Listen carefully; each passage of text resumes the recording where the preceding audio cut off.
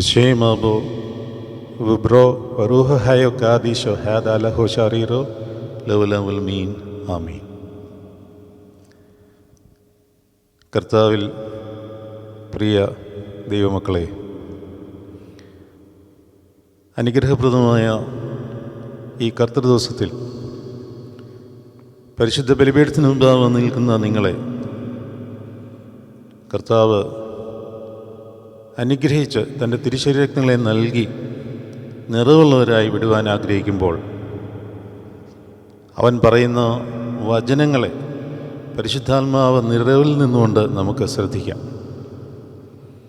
കർത്താവെ, നിൻ്റെ വേദപ്രമാണത്തിലെ രഹസ്യങ്ങളെ അറിയുവാൻ ഞങ്ങളുടെ ഹൃദയകണ്ണുകളെ പ്രകാശിപ്പിക്കണമേ എന്ന് പ്രാർത്ഥിച്ചുകൊണ്ട് അല്പസമയം ഈ കർത്തൃദിവസത്തിൽ ഈ ആരാധനയുടെ മധ്യത്തിൽ നിന്നുകൊണ്ട് കർത്താവിൻ്റെ വചനങ്ങളെ ധ്യാനിച്ച് നമുക്ക് നിറഞ്ഞ് തൃപ്തരായി ഭവനത്തിലേക്ക് മടങ്ങുവാൻ തയ്യാറാവാം.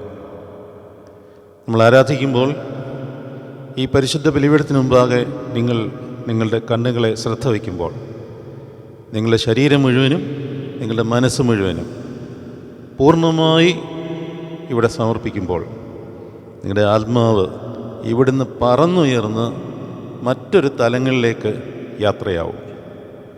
അത് മറ്റെങ്ങുമല്ല, ഈ പരിശുദ്ധ കുർബാന എവിടെ തുടങ്ങിയോ ആ സിഹ്യോൻ മാളികയിലും കർത്താവിൻ്റെ കാൽവറിയിലും നമ്മൾ എത്തിപ്പെടും.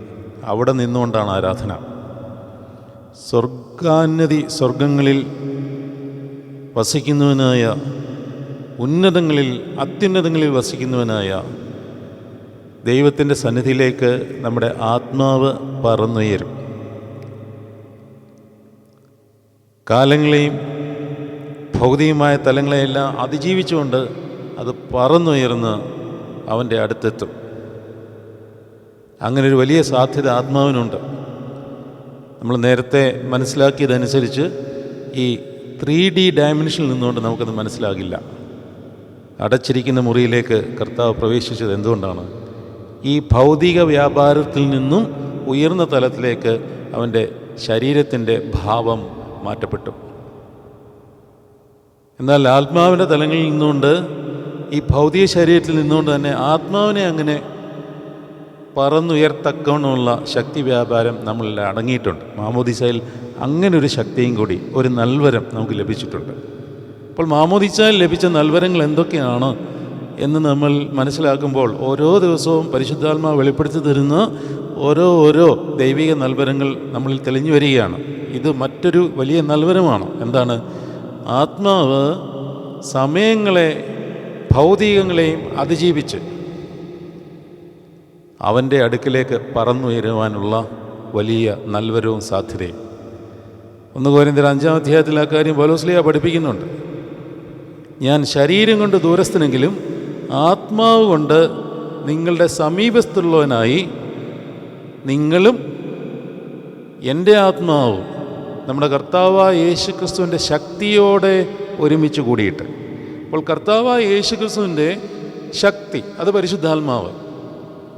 ആ പരിശുദ്ധാത്മാവ് വ്യാപാരത്തിൽ ഒരുമിച്ച് കൂടുവാൻ നമ്മുടെ ആത്മാവിന് സാധിക്കുന്നത് ആ ശക്തി നമ്മളിലേക്ക് വരുമ്പോഴാണ്. ദൈവവചനത്തിൻ്റെ ശക്തിയും കർത്താവിൻ്റെ ശരീരത്തിൽ നിന്ന് വരുന്ന ആ ശക്തി വ്യാപാരവും നമ്മളിൽ അത് പ്രതിഫലിക്കുമ്പോഴാണ്, അല്ലെങ്കിൽ അത് ആക്ടിവേറ്റ് ആകുമ്പോഴാണ് ഇത്തരം കൃപാവരങ്ങൾ നമുക്ക് തെളിഞ്ഞു വരുന്നത്. അതുകൊണ്ടാണ് അധികാരത്തെക്കാളിൽ ശക്തിയിലേക്ക് നമുക്ക് ശ്രദ്ധ പതിപ്പിക്കണം എന്ന് നമ്മൾ പഠിച്ചുകൊണ്ടിരിക്കുന്നത്, മനസ്സിലാക്കിക്കൊണ്ടിരിക്കുന്നത്. ആ ശക്തി വ്യാപാരം വന്നു കഴിയുമ്പോൾ നമുക്ക് വേണ്ടി അവിടെ നമുക്ക് സാധിക്കാതെ, അല്ലെങ്കിൽ നമുക്ക് കഴിയാൻ പറ്റാത്ത വലിയ പീഡ കർത്താവ് തൻ്റെ ശരീരത്തിൽ ഏറ്റെടുത്തുകൊണ്ട് നമുക്ക് മഹത്വത്തെ തന്നു. ശരീരത്തിൽ അവൻ പീഡയേറ്റു, അവൻ മഹത്വീകരിക്കപ്പെട്ടു, ആ മഹത്വം നമുക്ക് പങ്കുവച്ചു. ഞാനാണ് കഷ്ടതയേറ്റത്, പിതാവ് പുത്രനെ മഹത്വീകരിച്ചു. ആ മഹത്വത്തിൻ്റെ അംശികളായി നമ്മളെ ആക്കി തീർത്തു. 1 തെസ്സലോനിക്കർ 5:10 അക്കാര്യം പറയുന്നുണ്ട്. നാം ഉറങ്ങിയാലും ഉണർന്നിരുന്നാലും തന്നോടുകൂടെ ജീവിക്കേണ്ടതിന് നമ്മുടെ കർത്താവായ യേശുക്രിസ്തുവിൻ്റെ രക്ഷയെ പ്രാപിപ്പാനത്രേ നമ്മൾ നിയോഗിക്കപ്പെട്ടിരിക്കുന്നത്. ആ മഹത്വത്തിൽ പങ്കുചേരുവാനാണ്. ദൈവമഹത്വത്തിൽ പങ്കുചേരണം. റോമർക്ക് ലേഖനത്തിലും പൗലോസ്ലീഹ അത് പഠിപ്പിക്കുന്നുണ്ട്. 5-ാം അധ്യായത്തിൽ തേജസ്സിന് പങ്കാളികളാകണം. 5-ാം അധ്യായം 1 മുതൽ 4 വരെയുള്ള വാക്യങ്ങളിൽ അക്കാര്യം പൗലോസ്ലീഹ പഠിപ്പിക്കുന്നുണ്ട്. പക്ഷേ ആ തേജസ്സിൽ പങ്കാളികളാണെങ്കിൽ ഈ ലോകത്തിൻ്റെ മുഴുവൻ പാപവും ഇങ്ങനെ നിൽക്കുമ്പോൾ ആ മഹത്വം ഇറങ്ങാത്തതിനാൽ കർത്താവ് ആ പാപത്തെ മുഴുവനും തൻ്റെ ശരീരത്തിൽ ഏറ്റെടുത്തിട്ട് എന്തു ചെയ്തു? ആ പാപത്തെ കൊന്നു. എന്നിട്ട് മഹത്വം ഇറക്കിയിട്ട് സൃഷ്ടി മുഴുവനിലേക്കും ആ മഹത്വം വ്യാപരിപ്പിച്ചു. അപ്പോൾ അതുമായിട്ട് ബന്ധപ്പെട്ട് ഒരു വേദഭാഗം പരിശുദ്ധ പിതാക്കന്മാർ ഈ ഞായറാഴ്ച ദിവസം നമുക്ക് ധ്യാനിക്കുവാനായിട്ട് തന്നിരിക്കും. നമ്മളെല്ലാം കർത്താവിൻ്റെ തിരുശരീരം ഭക്ഷിക്കുവാൻ വേണ്ടി തയ്യാറാവുകയാണ്, ഒരുങ്ങുകയാണ്. അതിനു മുമ്പ് വചനം നുറുക്കി, വചനം നമ്മളെ ഉള്ളിലാക്കി. ഞാൻ നിൻ്റെ വചനങ്ങളെ കണ്ടെത്തി ഭക്ഷിച്ചിരിക്കുന്നു. അതാണ് ആദ്യം ആനന്ദം തരേണ്ടത്. യെരമ്യാ 15:16 കാര്യം. ഞാൻ നിൻ്റെ വചനങ്ങളെ കണ്ടെത്തി ഭക്ഷിച്ചിരിക്കുന്നു. അതെൻ്റെ ജീവിതത്തിന് ആനന്ദവും എൻ്റെ ഹൃദയത്തിന് ആശ്വാസവുമാകുന്നു. സൈന്യങ്ങളുടെ ദൈവമായ യഹോവേ, നിൻ്റെ നാമം എൻ്റെ മേൽ വിളിച്ചിരിക്കുന്നുവല്ലോ. അപ്പോൾ ദൈവത്തിൻ്റെ നാമം, അതായത് ക്രിസ്തുനാമം, യേശുനാമം എന്നൊക്കെ പറയുമല്ലോ. അപ്പോൾ വചനത്തെ കണ്ടെത്തി ഭക്ഷിക്കുന്നതിൻ്റെ ഉള്ളിൽ നിറഞ്ഞു വരുന്ന ജീവൻ്റെ വർധനയാണ് യേശുനാമം എന്ന് പറയുന്നത്. അങ്ങനെ ജീവൻ്റെ വർധനയുള്ളവൻ അവൻ്റെ നാമത്തിൽ എന്ത് ചോദിച്ചാലും കിട്ടും എന്നാണ് കർത്താവ് പഠിപ്പിക്കുന്നത്. അല്ലാതെ യേശുവിൻ്റെ നാമം നാക്കുകൊണ്ട് വെറുതെ ഉച്ചരിക്കുന്ന കാര്യം മാത്രമല്ല അല്ല. യേശുവിൻ്റെ ജീവൻ സമൃദ്ധമായി നമ്മുടെ ഉള്ളിൽ വരുമ്പോൾ അവൻ്റെ നാമം നമ്മുടെ ശരീരത്തിലും നമ്മുടെ ദേഹിയിലും രജിസ്റ്റർ ചെയ്യപ്പെടും. ആത്മാവ് ക്രിസ്തുവിൻ്റെ അവകാശമാണ്. അങ്ങനെയാകുമ്പോൾ ശുദ്ധമുള്ള മത്തായിയുടെ സുവിശേഷം 20-ാം അധ്യായം 17 മുതൽ 28 വരെയുള്ള വേദഭാഗത്തിൽ നിന്നും ഇന്ന് നമുക്ക് ധ്യാനിക്കുവാനായിട്ട് കൈമാറി തന്നിരിക്കുന്ന ചിന്തകളെ ഈ ബലിപീഠത്തിന് മുമ്പാണ് നമുക്ക് സമർപ്പിക്കാം. യേശു തമ്പുരാൻ യെരൂശലേമിലേക്ക് കയറുവാൻ ഒരുങ്ങിയിരിക്കുകയായിരുന്നു. യേശു തമ്പുരാൻ യെരൂശലേമിലേക്ക് കയറുവാൻ ഒരുങ്ങിയിരിക്കുകയായിരുന്നു. അവിടെ ശ്രദ്ധിക്കണം, യെരൂശലേമിലേക്ക് കയറുവാൻ എന്നാണ് എഴുതിയിരിക്കുന്നത്. ഒരു സ്ഥലത്തേക്ക് പോകുവാനായിട്ട് തയ്യാറാകുമ്പോൾ ആരെങ്കിലും കയറുവാനെന്ന് പറയുമോ? യെരൂശലേമിലേക്ക് പോകുവാൻ ഒരുങ്ങിയിരിക്കുകയായിരുന്നു എന്ന് പറയുന്നതല്ലേ ശരി? ഇംഗ്ലീഷ് വേദപുസ്തകത്തിൽ വായിച്ചാലും he was ready to go up to Jerusalem എന്നാണ്. യെരൂശലേമിലേക്ക് പോയി എന്ന് വചനത്തിൽ എവിടെയെല്ലാം പറഞ്ഞിട്ടുണ്ടോ അവിടെയെല്ലാം he went up to Jerusalem എന്നാണ്. കാരണം യെരൂശലേം ഉയർന്ന സ്ഥലമാണ്. മാത്രമല്ല അതിൻ്റെ ആന്തരിക അർത്ഥം കർത്താവ് അവിടേക്ക് പോകുവാൻ ഒരുങ്ങിയിരിക്കുന്നു എന്ന് പറഞ്ഞാൽ അവനിതാ കാൽവറിയിലേക്ക് കയറുവാൻ തയ്യാറായിരിക്കുന്നു. അപ്പോൾ ഈ താഴോട്ടുള്ള ഭാഗങ്ങൾ വായിക്കുമ്പോൾ നിങ്ങൾ ശ്രദ്ധിക്കണം, അവിടെ ഒരു കാര്യം നമുക്ക് മനസ്സിലാക്കുവാനുണ്ട്. അവിടെ എന്താണ് എഴുതിയിരിക്കുന്നത്? അവൻ തൻ്റെ 12 ശിഷ്യന്മാരെ കൂട്ടിക്കൊണ്ടുപോയി വഴിയിൽ വെച്ച് താനും അവരും മാത്രമായിരിക്കെ അവരോട് പറഞ്ഞു. 12 ശിഷ്യന്മാരുമായിട്ട് കർത്താവിന് ചില രഹസ്യധാരണകൾ ചില കാര്യങ്ങളിലുണ്ടായിരുന്നു. ഉദാഹരണത്തിന് 5 അപ്പം കൊണ്ട് 5000 പേരെ പോഷിപ്പിച്ചപ്പോൾ വിളമ്പുവാൻ അവരെ മാത്രമേ നിയോഗിച്ചുള്ളൂ. അവിടെയുള്ള സ്ത്രീകളെയും കുട്ടികളെയും ഒന്നും കൂട്ടിയില്ല. സഹീയോൻ മാളികയിൽ തൻ്റെ ശരീരം നുറുക്കിക്കൊടുക്കുവാൻ താൻ തയ്യാറായപ്പോൾ 12 പേരെ മാത്രമേ വിളിച്ചുള്ളൂ. മാതാവിനെ പോലും വിളിച്ചിട്ടില്ല. താൻ സ്വർഗാരോഹണം ചെയ്യുവാനായി ഒലിവ് മലയുടെ മുകളിൽ നിന്നപ്പോൾ തൻ്റെ ശിഷ്യന്മാരെ മാത്രമാണ്, 12 പേരെ മാത്രമാണ് അടുക്കൽ നിർത്തിയത്. അന്നേരം 11 വരെയുള്ളൂ. 11 പേരെയും കൂട്ടിക്കൊണ്ട് ഒലിവ് മലയിലേക്ക് പോയി. യൂദ തലകീഴായി വീണ് പിളർന്ന് കുടൽ തെറിച്ചുപോയി എന്നാണ് അപ്പോസ്തല പ്രവൃത്തിയിൽ എഴുതിയിരിക്കുന്നത്.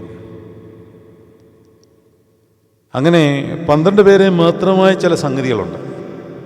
എന്നാൽ 12-ൽ പ്രത്യേകമായി വേർതിരിക്കപ്പെട്ട അല്ലെങ്കിൽ കർത്താവ് തീക്ഷ്ണമായ ചില സാഹചര്യങ്ങൾ കൈകാര്യം ചെയ്യുമ്പോൾ തന്നോട് ചേർന്ന് നിൽക്കുവാനായിട്ട് പത്രോസിനെയും യാക്കോബിനെയും യോഹന്നാനെയും പ്രത്യേകമായിട്ടും മാറ്റി നിർത്തിയിട്ടുണ്ട്.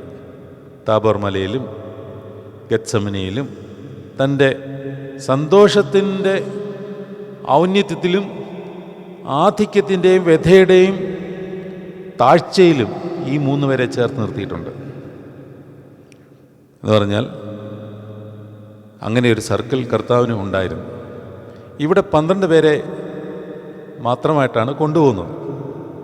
എന്നിട്ടോ മനുഷ്യപുത്രൻ പ്രധാനാചാര്യന്മാരുടെയും ശാസ്ത്രാധ്യാപകരുടെയും അടുക്കൽ ഏൽപ്പിക്കപ്പെടും. അതാണ് പറഞ്ഞത്, ഞാനിതാ യെരൂശലേമിലേക്ക് കയറുവാനായിട്ട് പോവുകയാണ്. എന്ന് പറഞ്ഞാൽ ഞാൻ എൻ്റെ ജീവനെ ലോകത്തിനു വേണ്ടി നൽകുവാനായി കാൽവറി കുന്നിലേക്ക് കയറുവാൻ പോകുന്നു എന്നും അതിൽ അടങ്ങിയിരിക്കുന്നു. അവർ എന്നെ മരണശിക്ഷയ്ക്ക് വിധിച്ച് പ്രജാതികളുടെ കയ്യിൽ ഏൽപ്പിക്കുകയും അവർ അവനെ പരിഹസിച്ച് അടിച്ച് കുരിശിൽ തറയ്ക്കുകയും ചെയ്യും. ഈ കാര്യങ്ങളെല്ലാം ഈ 12 പേരോട് ഒന്നും കൂടി ഉറപ്പിച്ചു കൊടുക്കുകയാണ്. അവർക്ക് അന്നേരം അത് കൃത്യമായിട്ട് മനസ്സിലായില്ല. ഇതെല്ലാം ഇവർക്ക് വെളിവാകുന്നത് കർത്താവിൻ്റെ ഉയർപ്പിന് ശേഷവും പെന്തിക്കോസ്തിക്ക് ശേഷവുമാണ്, ഒരു അഭിഷേകം കിട്ടിയതിന് ശേഷമാണ്. അപ്പോൾ നമുക്കെല്ലാവർക്കും യഥാർത്ഥത്തിൽ ക്രിസ്തു ആരാണെന്നുള്ളതും അവൻ്റെ മഹിമ എന്താണെന്നുള്ളതും മനസ്സിലാകുവാൻ വേണ്ടി നമുക്കൊരു അഭിഷേകം തന്നെ കിട്ടണം. ആ അഭിഷേകത്തിൻ്റെ കാര്യമാണ് താഴോട്ട് പറയുന്നത്. പക്ഷേ അവിടെ മറ്റൊരു സംഭവം നടക്കുന്നുണ്ട്. ആ സംഭവത്തിൽ ചില അനുയോജ്യം അല്ലെങ്കിൽ യോജ്യമല്ലാത്ത ചില സംഗതികൾ നടക്കുന്നുണ്ട്. അതെന്താണ്? ഇവിടെ പറയുകയാണ് അനന്തരം. അപ്പോൾ ഈ കാര്യങ്ങളൊക്കെ പറയുകയും സംഭവിക്കുകയും ചെയ്യുന്ന ആ ഒരു സാഹചര്യത്തിലാണ് സിറ്റുവേഷൻ മനസ്സിലാക്കിക്കൊള്ളണം. സിറ്റുവേഷൻ കർത്താവ് ഒരു വ്യഥയിലേക്ക് പ്രവേശിക്കുവാനായിട്ട് ആ കാര്യങ്ങളെ പ്രബോധിപ്പിച്ചുകൊണ്ടും പഠിപ്പിച്ചുകൊണ്ടും മനസ്സിലാക്കിക്കൊണ്ടിരിക്കുന്നതിനും ഇടയിലാണ് ആവശ്യമില്ലാത്ത കാര്യമായിട്ട് ഒരാൾ പ്രത്യക്ഷപ്പെടുന്നത്, അല്ലെങ്കിൽ രംഗപ്രവേശം ചെയ്യുന്നത്. എന്താണ്? അനന്തരം സെബദി പുത്രന്മാരുടെ മാതാവ്, അതായത് യാക്കോബിൻ്റെ യോഹന്നാൻ്റെ മാതാവ്, അവളുടെ പുത്രന്മാരുമായി അവൻ്റെ അടുക്കൽ വന്ന് അവനെ വന്ദിച്ച് ഒരു കാര്യം യാചിച്ചു. ഇപ്പോൾ സിറ്റുവേഷൻ എന്ന് പറയുന്നത് കർത്താവിൻ്റെ വ്യഥയും അല്ലെങ്കിൽ അവൻ്റെ കാൽവറി യാഗവും അതിനെ സംബന്ധിച്ചിട്ടുള്ള രഹസ്യങ്ങളൊക്കെ ശിഷ്യന്മാരോട് പറഞ്ഞുകൊണ്ടിരിക്കുന്ന ഒരു സമയവും കാലവുമാണ്. ആ സമയത്താണ് ഔചിത്യമില്ലാതെ ഒരു അതിഥി വന്നിട്ട് അപേക്ഷിക്കുന്ന കാര്യം എന്താണ് എന്നുള്ള കാര്യമാണ് ശ്രദ്ധിക്കേണ്ടത്. ഔചിത്യമില്ലാതെ എന്ന് പറയാൻ കാര്യം ആ അപേക്ഷിക്കുന്ന കാര്യവുമായിട്ട് ബന്ധപ്പെട്ട് ചിന്തിക്കുമ്പോഴേ മനസ്സിലാകത്തുള്ളൂ. എന്താണ് ആ അമ്മ ചോദിക്കുന്നത്? ശലോമി അമ്മ ചോദിക്കുകയാണ്, അതായത് സെബദിയുടെ ഭാര്യയും യാക്കോബിൻ്റെയും യോഹന്നാൻ്റെയും അമ്മയായ ശലോമി കർത്താവിനോട് ചോദിക്കുകയാണ്, ഈ എൻ്റെ 2 പുത്രന്മാർ, ഒരുവൻ നിൻ്റെ വലത്തും ഒരുവൻ നിൻ്റെ ഇടത്ത് ഭാഗത്തുമായി നിൻ്റെ രാജ്യത്തിൽ ഇരിപ്പാൻ കൽപ്പിക്കണം. അവൾ ആദ്യം കർത്താവിന് മുമ്പാകെ വന്ന് വന്ദിച്ചു എന്നാണ് എഴുതിയിരിക്കുന്നത്.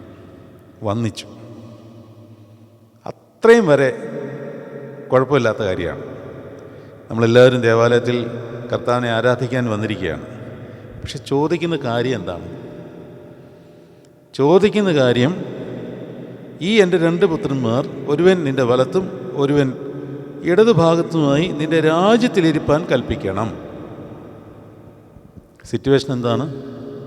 താൻ മരണത്തിന് ഏൽപ്പിക്കപ്പെടുവാൻ പോകുന്ന കാര്യങ്ങളുമായിട്ട് ബന്ധപ്പെട്ട് അവരെ പ്രബോധിപ്പിക്കുകയും മനസ്സിലാക്കുകയും ചെയ്യുന്ന ഒരു സാഹചര്യത്തിൽ ഒരമ്മയുടെ സ്വാർത്ഥമായ ഒരു താല്പര്യമായിരിക്കാം, കുഴപ്പമില്ല. എല്ലാ അമ്മമാർക്കും തൻ്റെ മക്കൾ ഏറ്റവും നല്ല നിലയിൽ എത്തണമെന്നുള്ളത് ആഗ്രഹിക്കുന്നവരാണ്. ഒരു കുഴപ്പമില്ല, ആഗ്രഹത്തിന് കുഴപ്പമില്ല, ആഗ്രഹിക്കുന്നത് നല്ലതാണ്. പക്ഷേ നമ്മളാരും എഫർട്ട് എടുക്കാൻ തയ്യാറല്ല. പല അമ്മമാരുടെയും പരാതിയാണ്, അച്ഛാ കുഞ്ഞുങ്ങളൊന്നും ദേവാലയത്തിൽ പോകുന്നില്ല, പ്രാർത്ഥനയ്ക്കൊന്നും താല്പര്യമില്ല. എന്തുകൊണ്ടാണ്? അതിന് വേറെ ചില സംഗതികളും കൂടെ അതിനകത്തുണ്ട്. ചില എഫർട്ടുകൾ മാതാപിതാക്കളിൽ നിന്നും കുഞ്ഞുങ്ങളിൽ നിന്നും നമ്മളായിട്ട് എടുക്കുവാനുണ്ട്. അതാണ് കർത്താവ് പറയുന്നത്. അതിന് മറുപടിയായിട്ട് കർത്താവ് പറയുന്നതാണ്, നിങ്ങൾ യാചിക്കുന്നത് എന്തെന്ന് നിങ്ങൾ അറിയുന്നില്ല. എന്തുകൊണ്ടെന്നാൽ ഞാൻ കുടിപ്പാനിരിക്കുന്ന പാനപാത്രത്തിൽ നിന്ന് കുടിപ്പാനോ ഞാൻ ഏൽക്കുവാനിരിക്കുന്ന മാമോദിസ ഏൽക്കുവാനോ നിങ്ങൾക്ക് കഴിയുമോ? ഈ ചോദ്യമാണ് അഡ്രസ്സ് ചെയ്യേണ്ടത്. ഈ ചോദ്യം അഡ്രസ്സ് ചെയ്യണം. എന്താണ് ചോദ്യം? 2 കാര്യങ്ങളാണ്.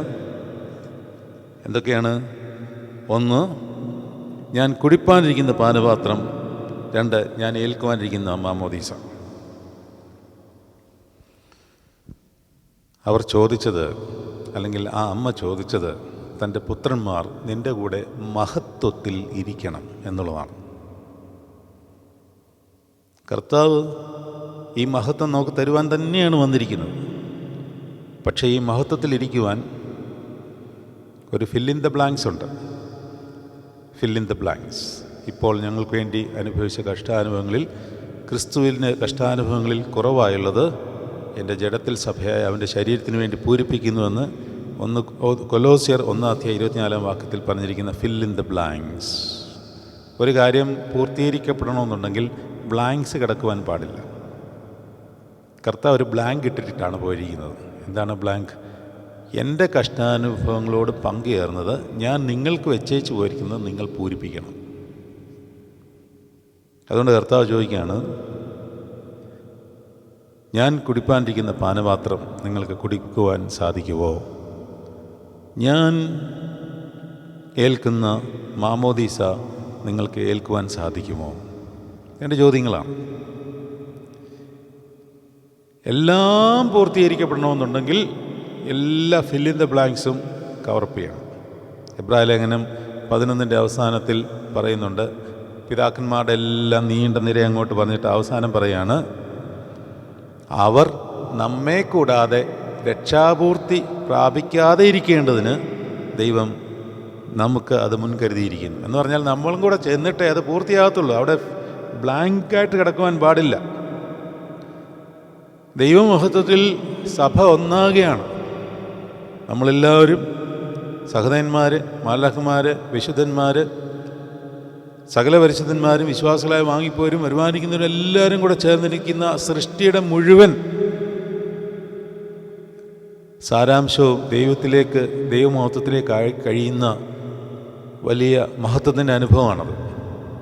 നമുക്കിങ്ങനെ പറഞ്ഞാലൊന്നും ഈ ശരീരത്തിൽ നിന്നുകൊണ്ട് അതിനെ എത്ര പറഞ്ഞാലും മനസ്സിലാകില്ല. ആത്മാവിൽ യാത്ര ചെയ്യുന്നവർക്ക് ആ മഹത്വത്തിൻ്റെ ആ പ്രാഭവം ദർശിക്കുവാനായിട്ട് സാധിക്കുകയുള്ളൂ.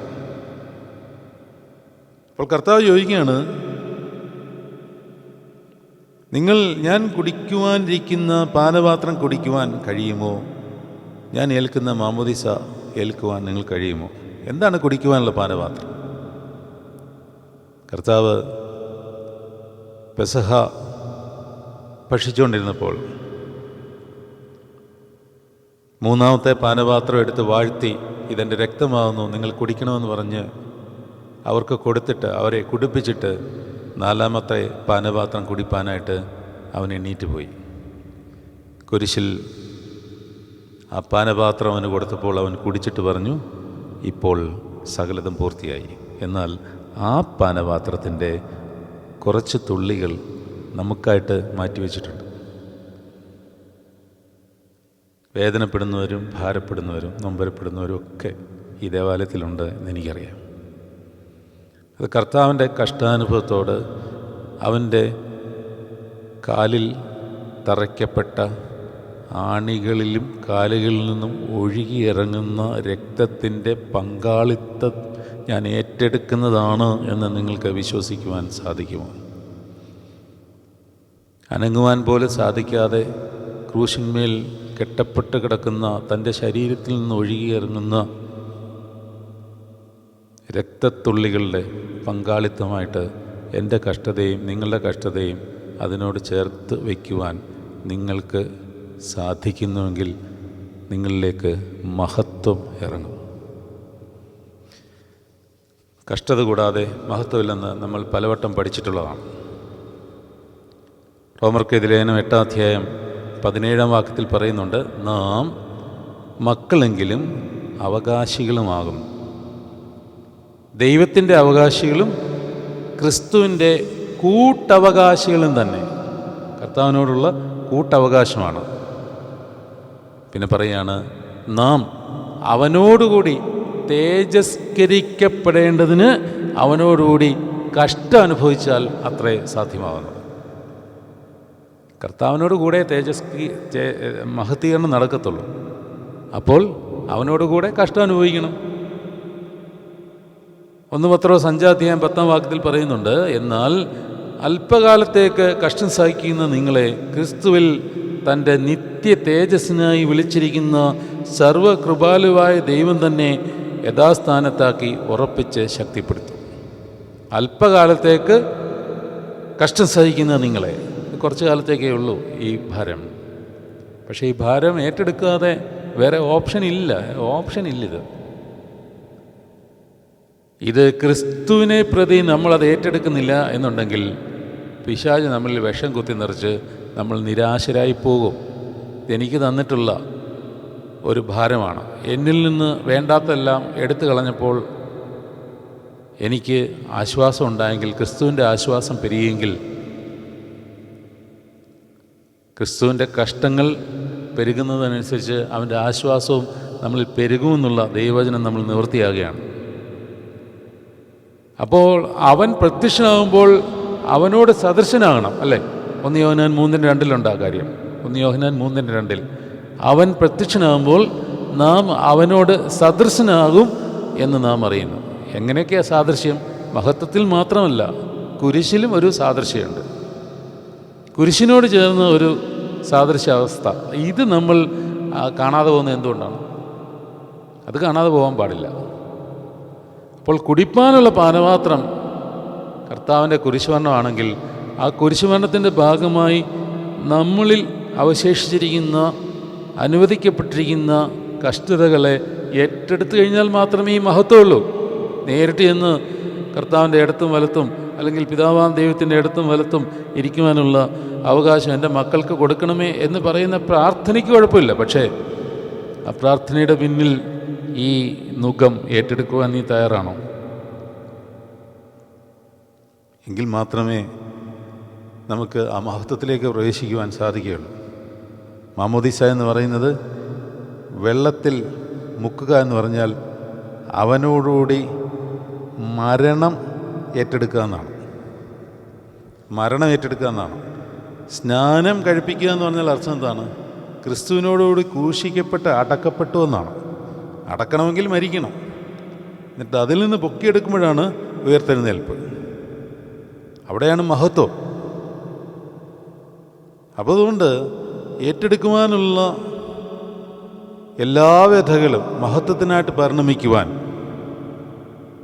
പൂർണ്ണമായി നമ്മൾ കർത്താവിന് നമ്മളെ സമർപ്പിച്ചു കൊടുത്താൽ നമ്മുടെ ശരീരത്തിലും നമ്മുടെ ദേഹിയിലും നമ്മുടെ ആത്മാവിലും മഹത്വ പ്രത്യക്ഷതയുണ്ടാവും.